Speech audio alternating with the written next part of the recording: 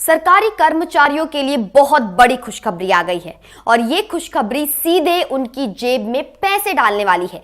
महंगाई भत्ता बढ़ने वाला है, टीए बढ़ने वाला है, एचआरए बढ़ने वाला है, सब कुछ बढ़ने वाला है। और सबसे बड़ी बात यह है कि 8वां वेतन आयोग आने के बाद एक बिल्कुल नई सैलरी संरचना बनने वाली है जो सरकारी कर्मचारियों के लिए एक बहुत बड़ा बदलाव लाएगी।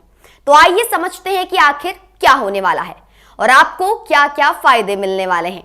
सबसे पहले बात करते हैं महंगाई भत्ता की। महंगाई भत्ता यानी डीए, ये एक बहुत महत्वपूर्ण भत्ता है जो हर सरकारी कर्मचारी को मिलता है। ये भत्ता महंगाई को देखते हुए बढ़ता घटता रहता है। अभी के समय में डीए 58% है। ये 1 जुलाई 2025 से लागू हुआ है, यानी हर सरकारी कर्मचारी की अपनी बेसिक सैलरी का 58% अतिरिक्त महंगाई भत्ता वो पा रहा है। लेकिन अब आने वाले 18 महीनों में क्या होने वाला है? 3 बार डीए में बढ़ोतरी होने वाली है हर 6 महीनों में। पहली बढ़ोतरी के बाद डीए 61% हो जाएगा, दूसरी बढ़ोतरी के बाद 64% हो जाएगा और तीसरी बढ़ोतरी के पास 67% तक पहुंच जाएगा। यानी आपकी बेसिक सैलरी का 67% आप महंगाई भत्ता के रूप में पाएंगे। ये एक बहुत बड़ी वृद्धि है और इस वृद्धि से हर कर्मचारी के हाथ में हजारों रुपए अतिरिक्त आने वाले हैं। अब बात करते हैं अन्य भत्तों की। एचआरए यानी हाउस रेंट अलाउंस, ये भी बढ़ने वाला है क्योंकि एचआरए सीधे बेसिक सैलरी और डीए से जुड़ा हुआ है। तो जब डीए बढ़ेगा तो एचआरए भी बढ़ेगा। अगर आपको अभी 4,000 रुपए एचआरए मिल रहा है तो आने वाले समय में ये बढ़कर 5,000 या 6,000 हो सकता है। ये निर्भर करता है कि आपके शहर पर है, उस पर निर्भर करता है क्योंकि अलग अलग शहरों में एचआरए अलग अलग होता है। फिर बात करते हैं टीए यानी ट्रांसपोर्ट अलाउंस की। टीए भी बढ़ने वाला है। 7वें वेतन आयोग के बाद जो टीए के नियम बने हैं वो भी अपडेट होंगे। अभी लेवल 6 और उससे ऊपर के कर्मचारी हवाई जहाज से ट्रैवल कर सकते हैं। लेवल 5 और उससे नीचे के कर्मचारी ट्रेन में एसी 3 या फर्स्ट क्लास में ट्रैवल कर सकते हैं और ये सब खर्च सरकार रीइंबर्स करती है। अब 8वें वेतन आयोग के बाद ये सुविधाएं और भी बेहतर होंगी। ट्रैवल के रूल्स ज्यादा आसान होंगे और खर्च भी ज्यादा कवर होगा।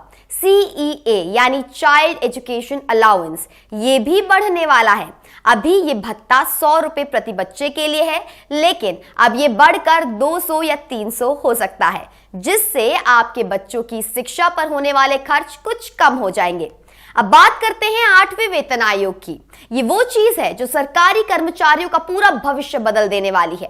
8वां वेतन आयोग 1 जनवरी 2026 को लागू होने वाला है और इसमें एक बहुत बड़ा बदलाव होने वाला है। अभी डीए को अलग से दिया जाता है, लेकिन 8वें वेतन आयोग के बाद डीए को बेसिक सैलरी में ही शामिल कर दिया जाएगा। यानी आपकी डीए को आपकी बेसिक सैलरी में मिला दिया जाएगा और फिर से नया डीए शुरू हो जाएगा। इससे क्या फायदा है? इससे बहुत बड़ा फायदा है। आपकी बेसिक सैलरी बहुत अधिक बढ़ जाएगी, पेंशन बहुत अधिक बढ़ जाएगी क्योंकि पेंशन बेसिक सैलरी पर निर्भर करता है। तो अगर बेसिक सैलरी ज्यादा होगी तो पेंशन भी ज्यादा होगी। अब बात करते हैं फिटमेंट फैक्टर की। फिटमेंट फैक्टर वो चीज है जिससे आपकी पुरानी सैलरी को गुणा करके नई सैलरी निकाली जाती है। 7वें वेतन आयोग में फिटमेंट फैक्टर 2.57 था। यानी अगर आपकी सैलरी 10,000 थी तो नई सैलरी 25,700 हो जाएगी। अब 8वें वेतन आयोग में फिटमेंट फैक्टर क्या होगा? अनुमान है कि ये 2.13 के आसपास रहेगा। कुछ विशेषज्ञ कहते हैं कि 2.28 हो सकता है और कुछ कहते हैं कि 2.46 तक हो सकता है, लेकिन निश्चित कुछ नहीं है। सब कुछ 8वें वेतन आयोग की रिपोर्ट पर निर्भर करेगा। अगर फिटमेंट फैक्टर 2.13 है तो क्या होगा? अगर आपकी बेसिक सैलरी 50,000 रुपए है तो नई सैलरी 1,06,500 हो जाएगी, यानी लगभग 2 गुनी हो जाएगी। और हाँ, इसमें 18 महीनों के इंक्रीमेंट को भी जुड़ा जाएगा। हर साल इंक्रीमेंट 3.5% का होता है, तो 18 महीनों में लगभग 5.25% का इंक्रीमेंट हो जाएगा। पेंशनरों के लिए आखिर क्या होगा? पेंशनरों के लिए भी बहुत अच्छी खबर है। अभी पेंशन 9,000 रुपए मिनिमम है, लेकिन 8वें वेतन आयोग के बाद ये 20,500 से 25,740 रुपए तक हो सकता है, यानी लगभग तिगुना। पेंशनरों की पेंशन में भी वृद्धि होगी और साथ ही उनका डीआर यानी डियरनेस रिलीफ भी बढ़ेगा। अब कितने लोग इससे फायदा पाएंगे? बहुत अधिक, लगभग 50 लाख सरकारी कर्मचारी और 65 से 70 लाख पेंशनर, यानी कुल मिलाकर लगभग 1,20,00,000 लोग इससे प्रभावित होंगे और सबको लाभ मिलेगा। लेकिन ये सब लाभ आखिर कब मिलेगा? अरेस्ता 1 जनवरी 2026 से दिए जाएंगे, यानी अगले साल से, लेकिन वो सबको एक साथ नहीं दिया जाएगा। अगर किसी को बहुत अधिक बकाया रकम है तो वो स्लोली दी जाएगी ताकि सरकार का बजट खराब ना हो। तो अंत में आखिर क्या निष्कर्ष है? महंगाई भत्ता बढ़ेगा, अन्य भत्तों में भी वृद्धि होगी और 8वें वेतन आयोग के बाद सैलरी की पूरी संरचना ही बदल जाएगी।